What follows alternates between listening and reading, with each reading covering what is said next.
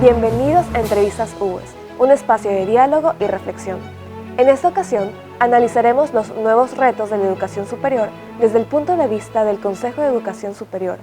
En la conducción de este programa, me acompaña el Dr. Juan Manuel García, decano de la Facultad de Emprendimiento, Negocios y Economía de la UES, junto con quien entrevistaremos al presidente del Consejo de Educación Superior, el Dr. Pablo Beltrán, quien nos dará luces en el cómo desde el Consejo se puede generar los instrumentos e incentivos para desarrollar el país a través de la educación superior de calidad. A continuación, conozcamos más sobre el perfil de nuestro invitado. Pablo Beltrán Ayala es economista, magíster en Administración, magíster en Economía y Organización del Comercio y Servicios y doctor en Política Pública. Se ha desempeñado como docente en instituciones de educación superior y coautor de varios proyectos de investigación y publicaciones científicas en las áreas de agricultura, política pública y educación superior. Dentro de su trayectoria profesional, en el 2013 se desempeñó como asesor del despacho ministerial en funciones como coordinador académico de la Universidad Nacional de Educación UNAE, Ministerio de Educación, decano de la Escuela de Economía de la Universidad San Francisco de Quito en el 2014 y decano del Colegio de Ciencias Policiales de la Universidad San Francisco de Quito entre el 2007 y 2016. Actualmente desempeña el cargo de presidente del Consejo de Educación Superior. Doctor Beltrán, bienvenido a Entrevistas UES y muchas gracias por ser parte de este espacio de diálogo.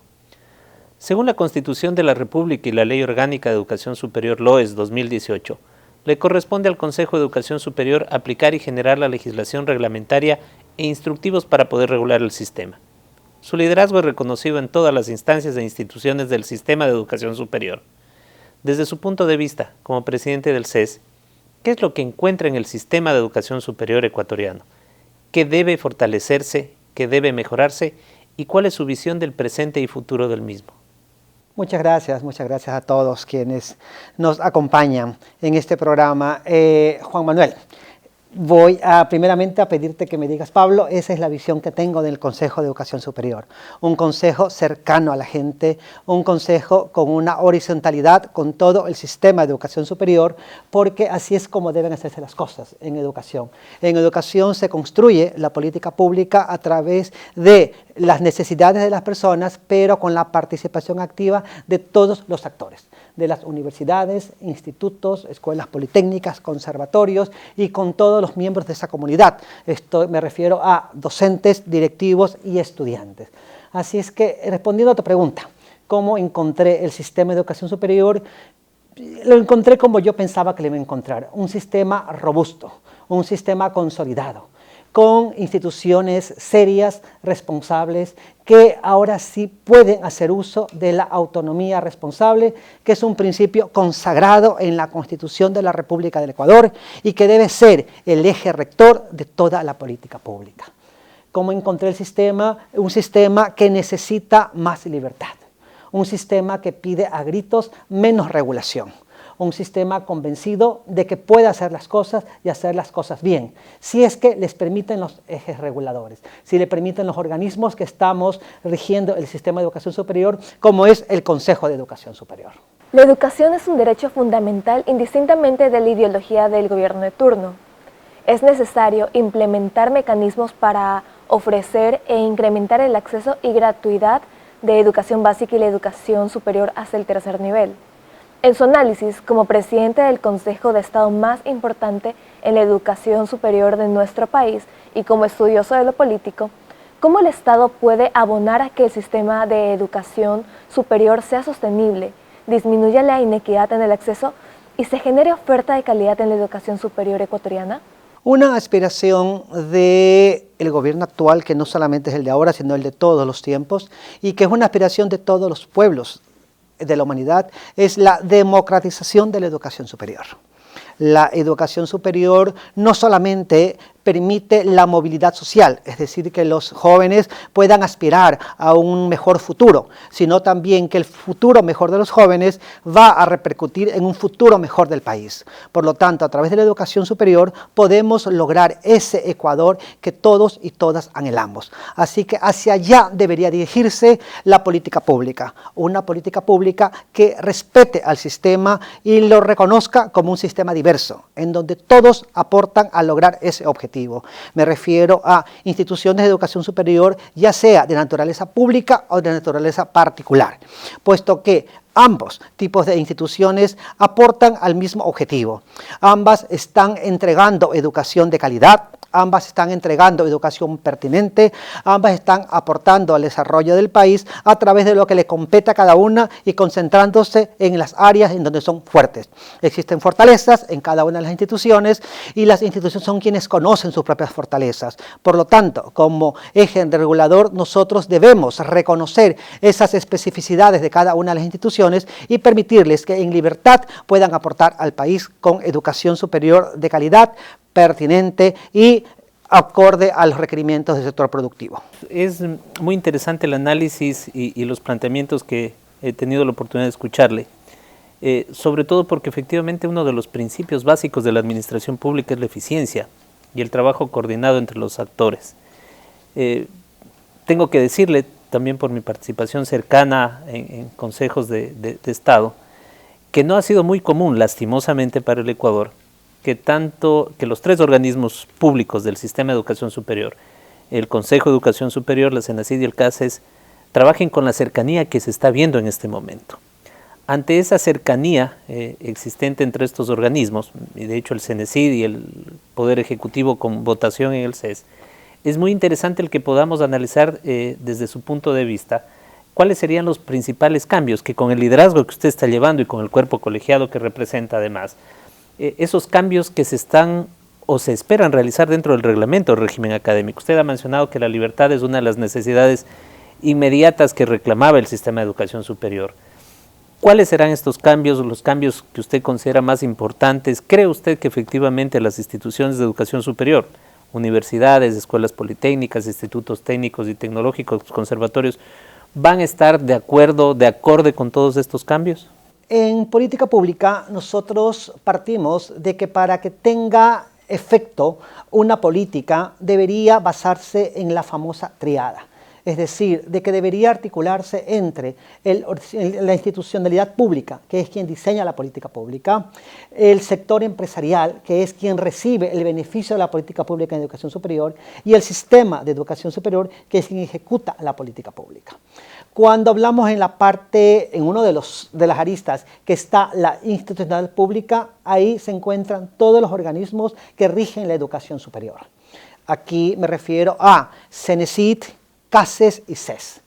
Y es importante que se trabaje de manera articulada entre estos tres organismos, porque cada uno tiene unas competencias específicas, pero que esas competencias pueden lograr un resultado positivo siempre que se articule con las competencias de los otros organismos.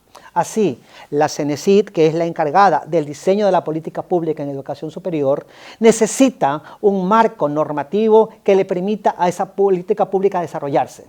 Ese marco normativo lo implementa el CES a través de la normativa que expide. Y luego, para poder verificar que aquella política pública está dando los resultados apropiados y hacer el monitoreo y correctivos necesarios, se requiere de un consejo de aseguramiento de la calidad de la educación superior, que asegure la calidad. Entonces, cuando se trabaja de manera articulada, se está logrando llegar al objetivo de la política pública, que es el de tener una educación superior con una oferta académica más pertinente, con excelencia y que llegue a cubrir las expectativas reales de los jóvenes y de quienes se van a beneficiar de la educación superior, como es todo el sector productivo de un país. Entonces es importante esta articulación. Esta articulación siempre ha sido importante y ahora estamos reconociendo esa importancia de articulación y estamos trabajando de manera coordinada. quiero ser enfático en decirles que desde el primer momento en el cual asumí el reto de dirigir el Consejo de Educación Superior, estoy trabajando de manera permanente con la CENESID para poder revisar la política pública pertinente y con el CASES para hacer los cambios necesarios a fin de que esa política pública tenga un marco normativo que les permita desarrollarse y un Consejo de Aseguramiento de la Calidad de la Educación Superior que efectivamente garantice la calidad de ese resultado.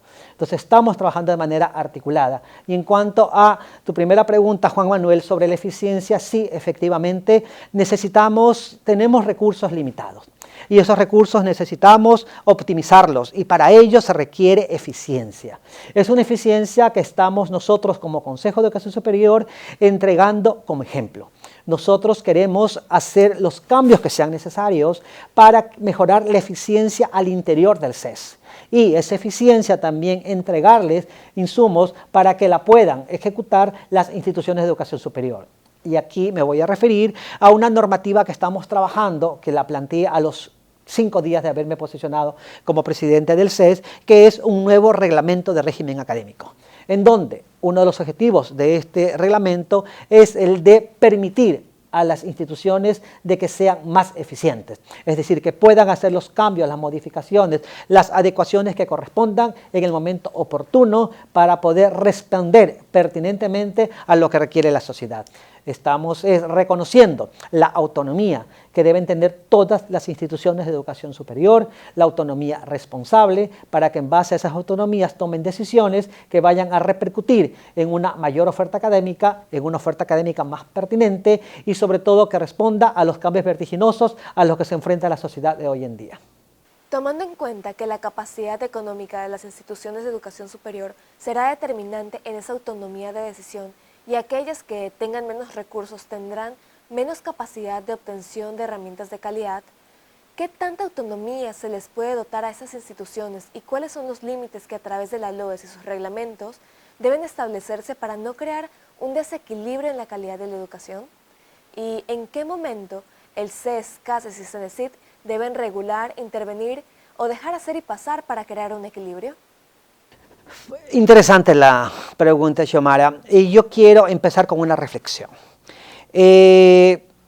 Tengo 25 años en la docencia y como gestor en educación superior, así es que puedo decirlo con absoluta seguridad de que la hiperregulación no garantiza la calidad.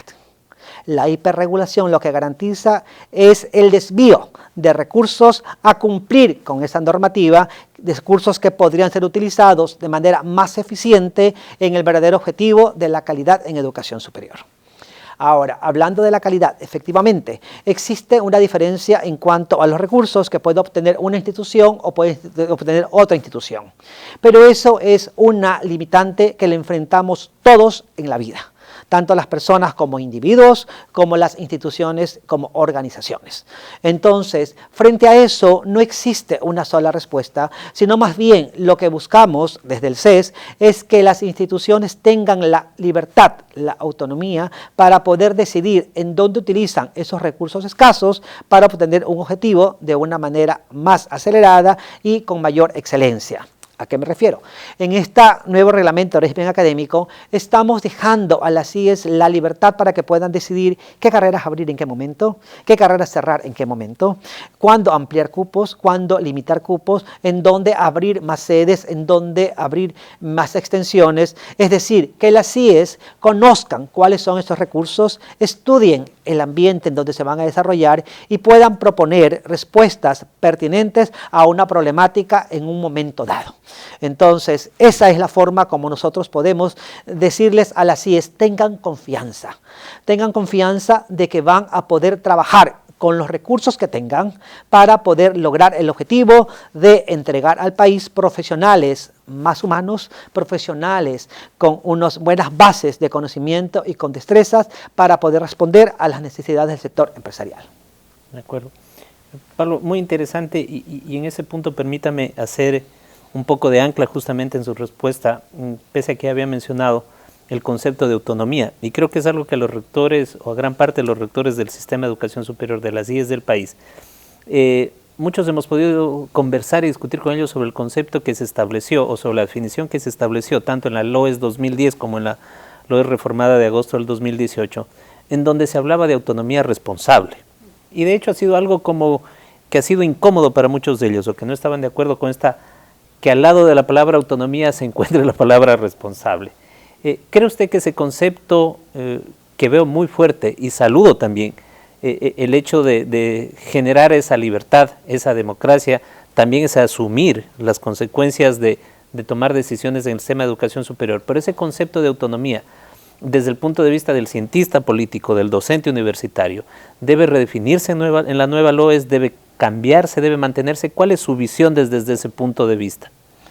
Yo creo que la adjetivación de los sustantivos no les gusta a nadie.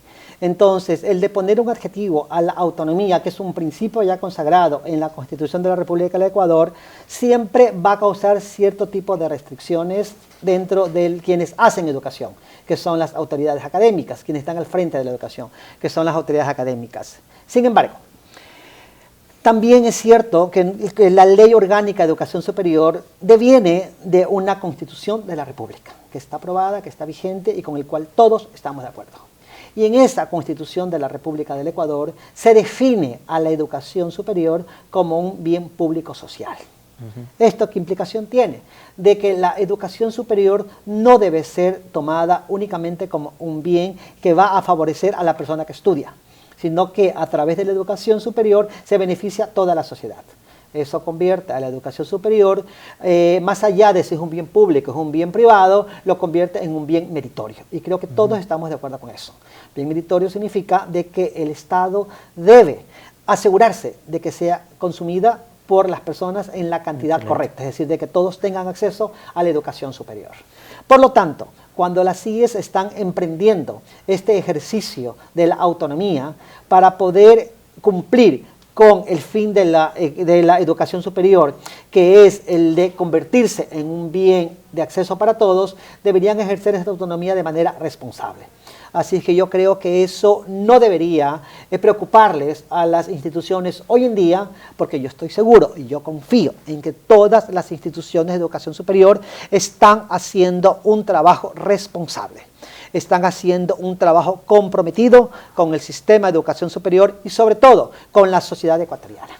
Entonces, cuando hacemos las cosas bien, lo estamos haciendo de una manera responsable. Por lo que, si le ponemos un adjetivo a la autonomía y la calificamos como responsable, es algo con lo cual estamos ya todos trabajando. En un Estado garantista que exige mucho como derechos de los ciudadanos, existe presión previniente de los padres de familia y en general de la sociedad ecuatoriana sobre el acceso a la educación superior pública y gratuita. Tal es el caso que siempre es una oferta de campaña recurrente. Sin embargo, el actual reglamento de régimen académico limita el número de cupos y frena en muchos casos la expedición de nueva oferta universitaria. Por tanto, ¿qué tan viable es cumplir con la meta del Ejecutivo de incrementar cupos en las IES, permitiendo que las IES públicas y privadas aumenten la oferta de cupos mediante el apoyo del CES? A ver, yo creo que aquí es importante hacer una digresión. La educación superior no la entrega el gobierno nacional y mucho menos el presidente de la República. La educación superior la entregan las instituciones de educación superior. Universidades, escuelas politécnicas, institutos, conservatorios de naturaleza pública o de naturaleza privada.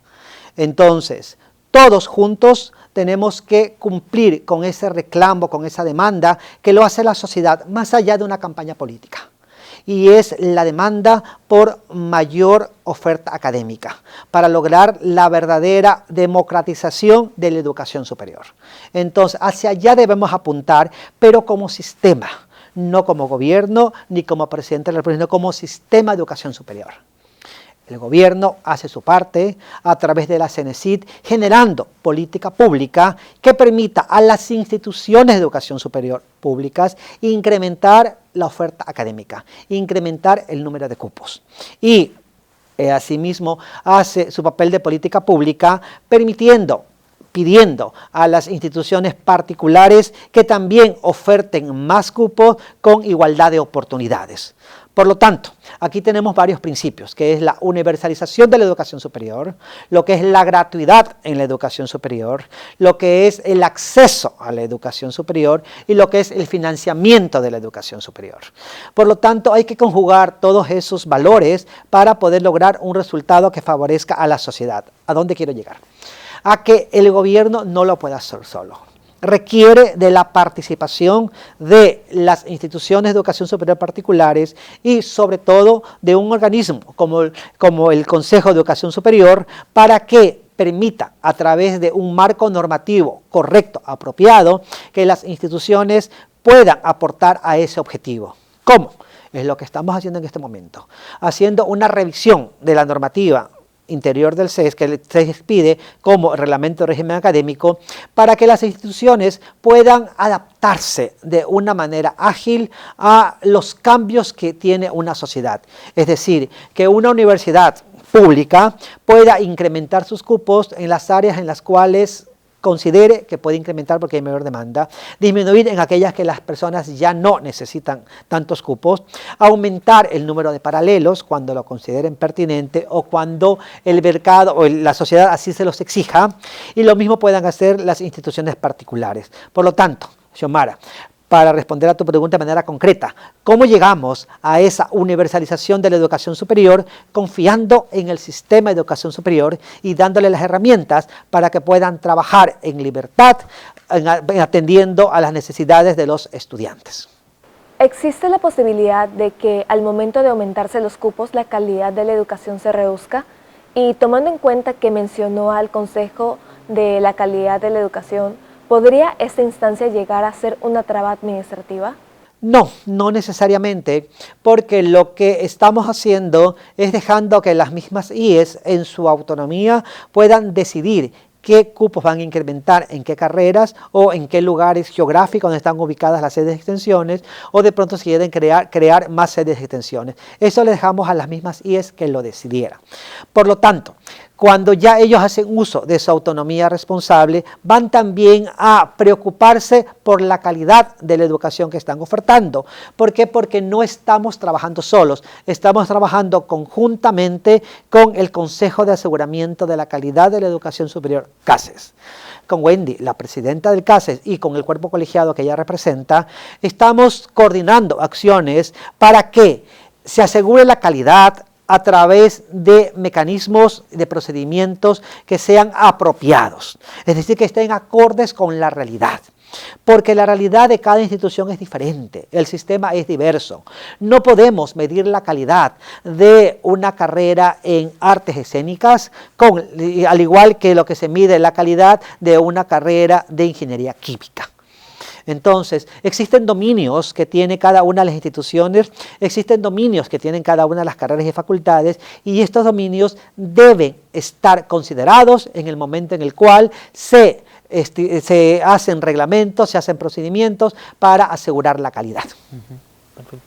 Pablo, quisiera retomar un poco el análisis muy interesante de la triada entre, digámoslo así, gobierno, sociedad civil, empresa y lo que es la academia. Y en ese sentido, creo que debemos responder ante una sociedad en donde vemos que efectivamente los mercados laborales son cada vez más dinámicos, diremos que hasta inciertos muchas veces. Con las nuevas análisis prospectivos que tenemos nos lleva a pensar que efectivamente está correlacionado el avance tecnológico con un supuesto, y digo supuesto por la definición de la palabra desarrollo de la sociedad. Hay veces algunos cientistas dicen que no es tanto que estamos desarrollándonos o evolucionándonos como sociedad, pero sin embargo los mercados laborales con esto de la tecnología dan saltos impresionantes ante los cuales muchas veces las currículas, los sílabos, la forma de enseñanza no puede esperar a que exista una reforma académica para transformarse. En ese sentido, ¿cuáles cree usted que deberían ser aquellas reformas que las IES deben nacer desde las IES para que ofrezcan carreras que sigan esta línea evolutiva, esta línea muy dinámica, ya está impredecible del mercado laboral? Y cómo, concomitantemente a esto, el CES puede efectivamente ser un determinante para que aquellos egresados, aquellos profesionales que salen de nuestras aulas universitarias, cuando lleguen a buscar trabajo no solamente puedan conseguirlo, sino que sepan contestar a las nuevas preguntas que les hace el mercado empresarial. Juan Manuel, gracias por traer a colación este tema, porque yo siempre he tenido la inquietud, la misma tuya, de si el mercado es tan cambiante, el mercado laboral tiene que responder a esas necesidades del sector productivo. Y quien prepara a los profesionales que van a ingresar a ese mercado laboral son las universidades. Por lo tanto, si el mismo mercado no sabe qué es lo que va a requerir en 5 años, cuando ya un profesional sale de la universidad, es más difícil definir qué necesita el mercado para una universidad o instituto. Si es más difícil para una institución que está en el día a día de la educación superior, como una universidad o instituto, saber lo que el mercado va a necesitar, ¿cómo podría el Consejo de Educación Superior saber adelantarse a qué es lo que va a necesitar el mercado en 5 años? Cuando estamos nosotros en Quito, estamos detrás de un escritorio. Entonces, el CES mal podría convertirse en aquel ente que va a determinar esto es lo que va a necesitar o no va a necesitar el Ecuador para desarrollarse de aquí en 5 años. Entonces, eliminemos lo más fácil, o sea, eliminemos el papel que tiene el CES de definir hacia dónde debe dirigirse las carreras y programas que ofertan las instituciones de educación superior. Y eso deberemos devolverle a las instituciones de educación superior, que sean ellas las que definan qué carreras hay que implementar, qué innovaciones hay que hacer en los currículos, qué asignaturas hay que modificar, en cuáles hay que aumentar el número de cupos o cómo podría adaptarse la modalidad de estudio a los cambios tecnológicos que van surgiendo en este mundo cambiante del cual hablabas. Entonces, eso es una responsabilidad que debe recaer sobre las mismas instituciones de educación superior. Y aquí es donde viene la autonomía responsable. Entonces, de que las CIES tengan la autonomía para poder determinar qué carreras, en qué momento, con qué currículo, a través de qué metodología, con cuántos cupos, en dónde debería ofertarlo. Pero para que hagan este ejercicio de una manera responsable, está un Consejo de Educación Superior que les acompaña con normativa pertinente en el momento oportuno a fin de permitirles que sigan trabajando y que tengan la seguridad de que esta normativa la estamos expidiendo en coordinación con CENESID, que es quien define la política pública, y con el CASES, quien establece procedimientos para asegurar la calidad de esa oferta académica. Los modelos de enseñanza implican que los profesionales deben mostrar capacidades de adaptación y competencia. Las carreras con mayor demanda siguen siendo ciencias de la salud, administración de empresas, derecho. Las carreras relacionadas a un ámbito tecnológico en Ecuador no incrementan su demanda académica. Esto nos pone en desventaja frente al futuro laboral. ¿Usted considera que debe existir mayor participación de las empresas del sector privado en la construcción de los perfiles profesionales que las instituciones de educación superior, tanto públicas como privadas, entregan al país? Sí, completamente sí. Y aquí viene la articulación. Así como nosotros en los organismos institucionales estamos coordinando el trabajo entre CES, CENESID y CASES, yo hago un llamado a todas las instituciones de educación superior para que también coordinen su trabajo con los estudiantes y con el sector empresarial, que son quienes se van a beneficiar de lo que hagan o se van a dejar de beneficiar de lo que dejen de hacer las instituciones de educación superior. Esto es tener reuniones con las cámaras, conversar con el sector laboral, conversar con las empresas para poder determinar qué carreras se requieren ahora, qué carreras se van a requerir en un par de años y qué modificaciones hay que hacer a aquellas carreras que se están ofertando. Las mallas deben ser dinámicas porque el mundo está cambiando, porque el sector empresarial tiene un cambio vertiginoso y a eso hay que responder de manera pertinente por quien está obligado a hacerlo, como son las instituciones de educación superior. Para ello cuentan con un Consejo de Educación Superior que tiene la competencia de regular el sistema, pero que lo estamos regulando con la participación activa de todos los miembros del sistema de educación superior y sobre todo en beneficio de nuestros estudiantes, lo cual va a repercutir en el desarrollo del país. Estimado Pablo, un poco no cerrando la entrevista, sino abriéndola seguramente para tener la posibilidad de futuro adentrarnos aún en estos temas tan apasionantes y tan necesarios. Creo que la educación y la educación superior es uno de los pilares fundamentales para definitivamente lograr un cambio en nuestra sociedad. Pero sin embargo voy a cerrar haciendo un poco de historia y preguntándole algo hacia el futuro y algo que nos va a influir a todas las instituciones de educación superior. Tuvimos una LOES del 2010 que diría yo que fue hasta intimidatoria, con mucha discrecionalidad para el sector público en contra de las universidades y sobre todo las universidades particulares, independientemente que en algunos de estos casos se pueda juzgar que fue pertinente. Estamos ante las puertas de una nueva ley orgánica de educación superior, o al menos así lo esperaríamos. Un proyecto que está presentado en primer debate, que sumó en definitiva 15 propuestas, o algo más tal vez de algunos otros proyectos más, que se están analizando en este momento en la Asamblea Nacional, o que esperaríamos que se analice en la Asamblea Nacional. En ese sentido, ¿qué aspectos considera usted que se deben mantener en esta nueva ley de educación superior?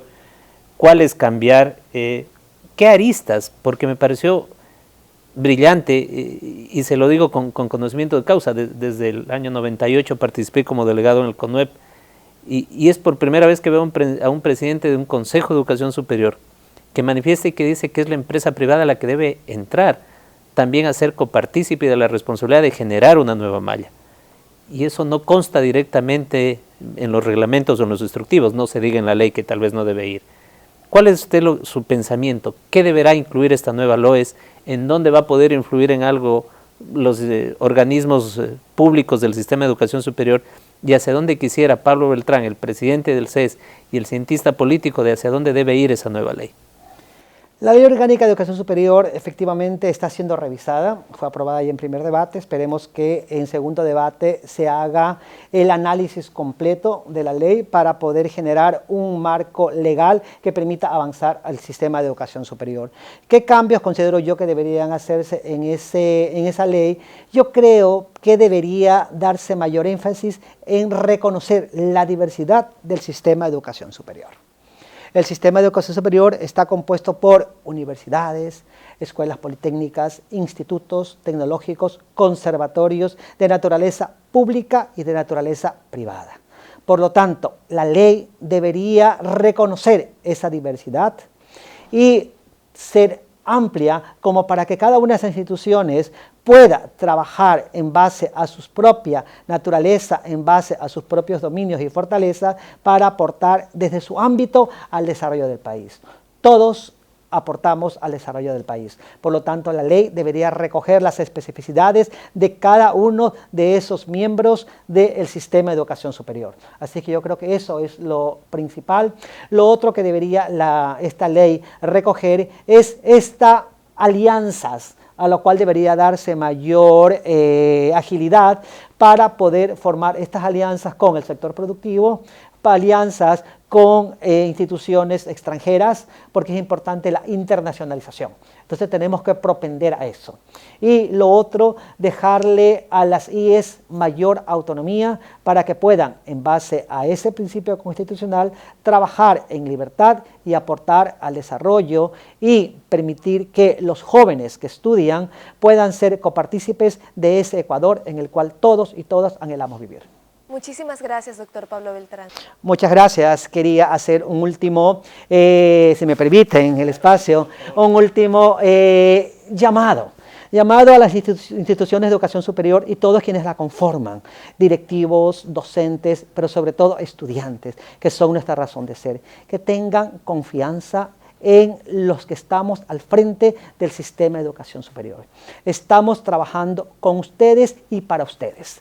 Estamos revisando todos los instrumentos que tenemos a la mano para poder permitir que el sistema de educación superior se siga desarrollando, que sigan aumentando esta oferta académica, no solo en cantidad, sino también en los territorios en donde se desarrolla y en carreras pertinentes para el desarrollo del país. Estamos trabajando con ustedes, estamos trabajando para ustedes, estamos trabajando convencidos de que la educación superior es la mejor vía para poder lograr el ansiado desarrollo de nuestro país. Gracias. Estimado Pablo, muchísimas gracias por su participación en este evento.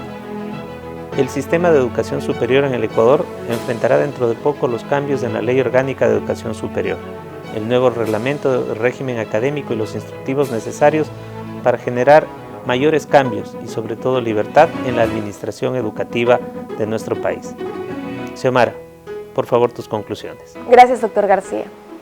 Con la reforma al reglamento de régimen académico, el sistema de educación superior apunta a una educación técnica y tecnológica, generando mayores oportunidades para nosotros los jóvenes por medio de la entrega de mayor autonomía a las instituciones de educación superior. Eso es fundamental para la eficiencia de procesos y sobre todo la construcción de perfiles profesionales que se adapten al futuro del mercado laboral. Sin duda, existen opciones para consolidar soluciones para la educación superior. Todo esto tendrá que seguir desarrollándose y estaremos pendientes y siguiendo cada paso que viene por delante para este y en general para todo el sector educativo del país. Gracias, doctor Pablo Beltrán, gracias, doctor García, y gracias a ustedes por sintonizarnos en este programa. Nos vemos en la próxima en Entrevistas Juves.